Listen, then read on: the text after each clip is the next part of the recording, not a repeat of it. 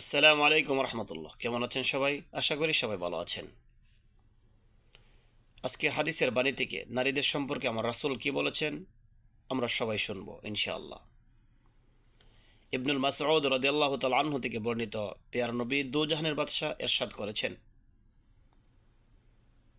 নারীরা হচ্ছে গোপন বস্ত্র। নারীরা যখন ঘর থেকে বের হয় তখনই শয়তান তাকে ওয়াসওয়াসা দিতে শুরু করে। ঘর থেকে বের হওয়ার সাথে সাথে শয়তান তাকে নগ্নতার প্রতি ক্ষিপ্ত করে তোলেন। নাউজুবিল্লাহ। আমার রাসূল যে বলে গেছেন হাদিসের মধ্যে, তাতে কোনো সন্দেহ নাই। নারীরা ঘর থেকে বের হওয়ার আগে সদা সর্বদাই মাথায় রাখতে হবে, আমি একজন নারী। আমি ঘর থেকে বের হওয়ার সাথে সাথে শয়তান আমাকে ওয়াসওয়াসা দিবে, নগ্নতার প্রতি ক্ষিপ্ত করে তুলবে।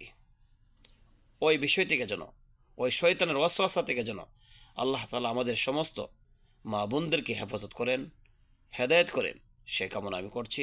আমিন ইয়া রাব্বাল আলামিন।